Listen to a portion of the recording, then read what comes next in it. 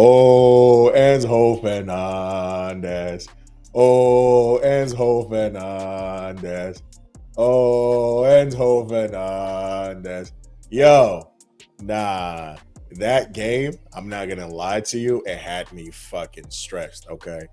I mean, just to see my team down 2 goals in like the first 10 minutes, it was unreal, honestly. Like, it was unbelievable. It just did not make any sense. Like, why, bro? Why are we starting the game off like this? But you know what, guys? If this is your first time coming across the content, coming across the channel, like the video, sub to the channel, hop in the comments. Team news, surprising to see Van der Ven and Romero back in the Spurs lineup. I mean, you kind of potentially knew something like this was going to happen.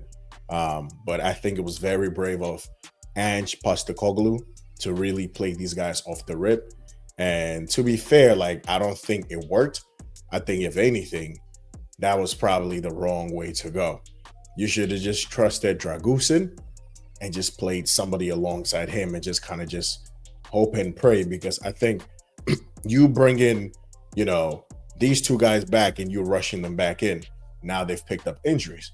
So I really don't think it was a gamble that was worth taking, but he did. And, unfortunately, these guys had to go off. But on our side, Maresca basically kept the same team that played against Villa. Sanchez and goal. Your back three, back four technically was Caicedo, Badiashile, Levi Colwell, Cucurella. In midfield, you had Lavia, Enzo. Up the pitch, you had Palmer, you had Neto, you had Sancho, and then you had Nicholas Jackson. But we all knew, or we all saw that once the game started, it was really what? A back three with Badiashile, Colwell, Cucurella. Caicedo was inverted into midfield alongside, Lavia, and Enzo was playing in that left-hand space, Palmer in the right-hand space, and then, you have your wingers, Sancho and Neto and Jackson. Minutes into this game, Cucurella slips. Spurs get the ball. Johnson plays a good cross into the box, and honestly, I think Colwell should not really be letting Solanke, running across him.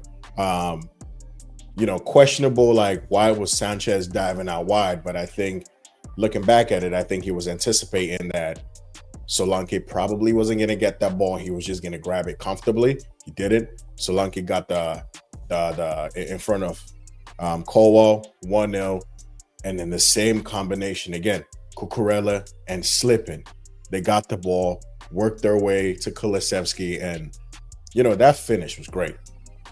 Not a lot of goalkeepers can save it because it was really well placed, but I think the defender should have did a lot better and coming out, kind of blocking off that shooting, space. Kulusevski really took that shot well, but I think Lavia, potentially Levi Colwell should be doing a lot better. Caicedo was definitely struggling a bit against Son. I think Son was definitely using, his big game intelligence against Caicedo. You could just tell, like, he was just going past Caicedo a lot. So it was that tactic didn't necessarily work in this game for me. But all in all, I think Spurs definitely had the first 20. But once we got going, you really saw the quality. Jadon Sancho, we've been crying out for this guy to shoot. 2 games on the bounce, 2 good goals, brings us into this game. And then you're like, all right, cool. Now, is this where we really go, get ourselves back into this game and really turn it up? Second half, Sancho again, just mesmeric with the ball. And, this is the Jadon Sancho that we've seen for time, in Germany. The guy can manipulate the ball. I've spoken about his reverse passes all the time. That was a lovely ball to Caicedo. Basuma, I don't know why Basuma's going in for that tackle. I mean, I understand, but it's kind of like you're most likely probably gonna, not win the ball in that situation. Caicedo picks up the tackle, we get the penalty. Palmer slotted for 2-2. And now you're thinking, all right, level on terms. Let's really just keep this shit tight. Keep it tight. Get the 3 points now. We're probing. Palmer, it's just this guy's, just I want to call it lavish play, but I can't even call it lavish. It's just brilliant. The guy just gets the ball, dances around Spurs defenders. They can't really get a foot in. He takes a shot, deflected, back to whole face Fernandez, and he just slaps that shit first time. And look, Enzo Fernandez right now has been fucking cooking. The way this guy is moving real wavy right now, it's like, damn, this is the player we really thought we were paying for. And I think even his evolution now, I would like to call it, is really nice to see, because now he's really adding more of an end product to his game.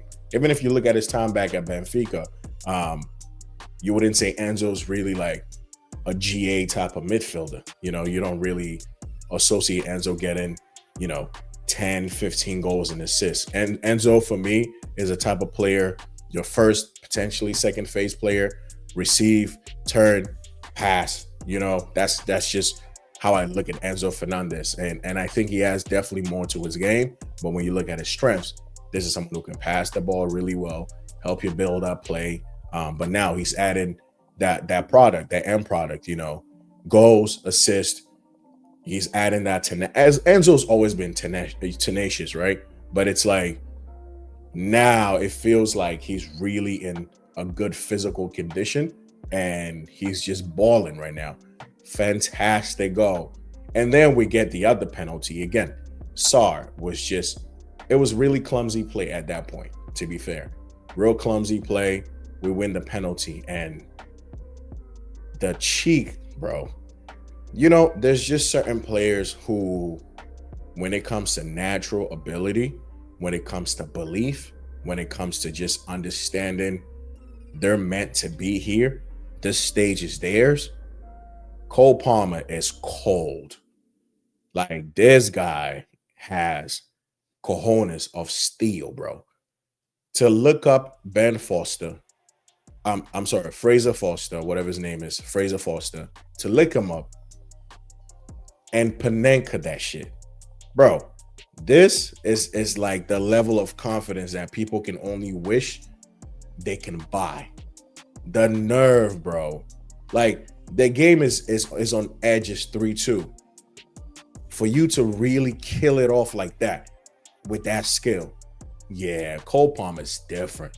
And this is why people really have the conversation about him and Bukayo Saka. And I think, to be honest, like, they're both type of like different players. If you want to be honest, Saka's more of an actual winger, and Cole Palmer is more of a number 10. Someone who plays drifting in from the left everywhere. He's more of like a floater, and just more of like a number 10. He's more of a 10 than a winger. And it's just stuff like this. Him being able to do stuff like that. This is why people just, including myself, we regard Palmer very highly. 4-2, and you know what? Maresca makes changes. Now, one of the biggest things Maresca did in this game for me was taking off Lavia, bringing in Gusto, putting Caicedo in midfield. Because even though, like, I wouldn't say Spurs really created a lot of chances, I wouldn't say we were struggling in midfield, but it was just Caicedo was just not really it at the right back position. So I think bringing Gusto in, who can also lock it up defensively, and just putting Caicedo in that midfield was just genius. Like, it just gave us more of a balance. And Gusto can defend those wider areas just as well as anybody. So I think just bringing Caicedo back into that midfield, kind of giving us that base as well. Yeah, I think he killed this game off, because now Caicedo can just double team with Gusto if Son is trying to do something, instead of just Caicedo trying to deal with that by himself for me. So I think that was really smart.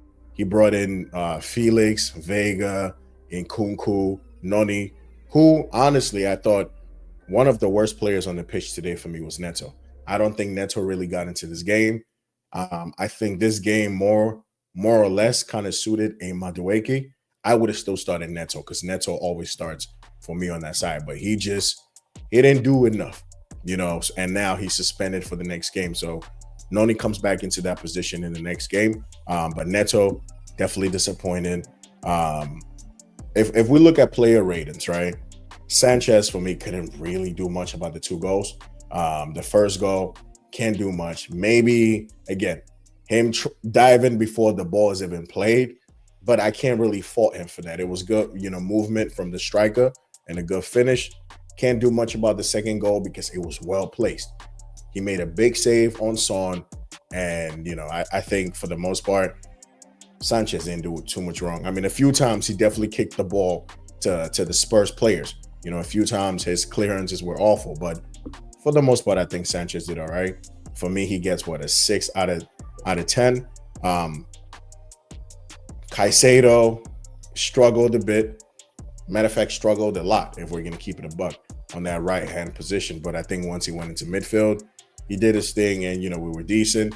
So Caicedo, I'll give Caicedo like a 7. This wasn't his strongest game, but for the entirety of the game, as just someone who played the whole 90, I thought he was excellent as well at the second parts of the game. But the first part, he was struggling. Caicedo gets a 7 for me.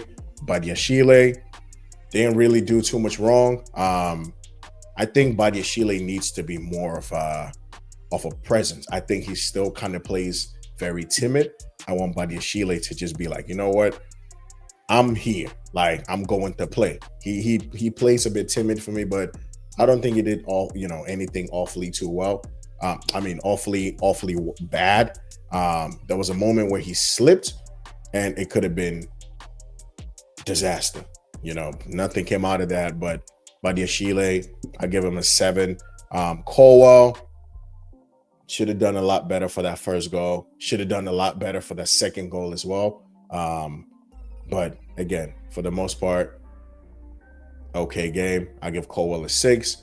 Cucurella was at fault for both games, and for both goals, and he slipped both times. So next time, just put on the right gear.